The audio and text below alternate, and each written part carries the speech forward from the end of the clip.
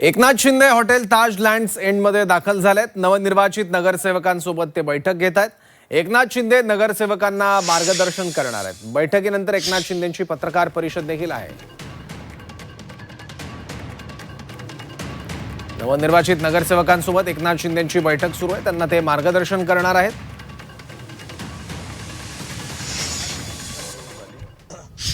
आणि मुंबई महानगरपालिकेमध्ये देखील उठावानंतर पहिल्यांदा आम्ही निवडणूक लढलो।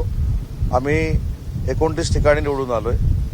15 ते 16 ठिकाणी तुमच्याकडेच आकडेवारी आहे की कशा पद्धतीनं शिवसेना ही पराभूत झालेली आहे। परंतु 2019ला जे काही घडलं महाराष्ट्रामध्ये त्याचे पडसाद माननीय एकनाथ शिंदे साहेबांच्या नेतृत्वाखाली जो उठाव झाला त्याच्यामध्ये उमटले।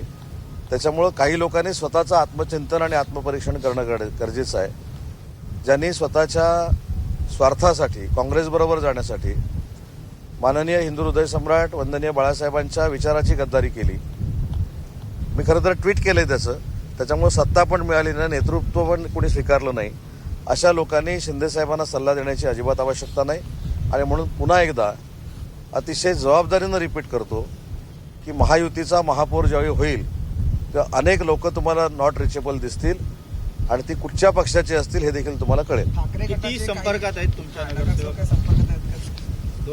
नाही, त्यांच्यासारखं मला काही सांगायचं नाही, पण नक्कीच नॉट रिचेबल काही असतील भविष्यामध्ये। नाही, महायुतीचा महापौर होत असताना काही लोक नॉट रिचेबल असतील हा माझा ठाम दावा नाही तर हा विश्वास आहे आणि याची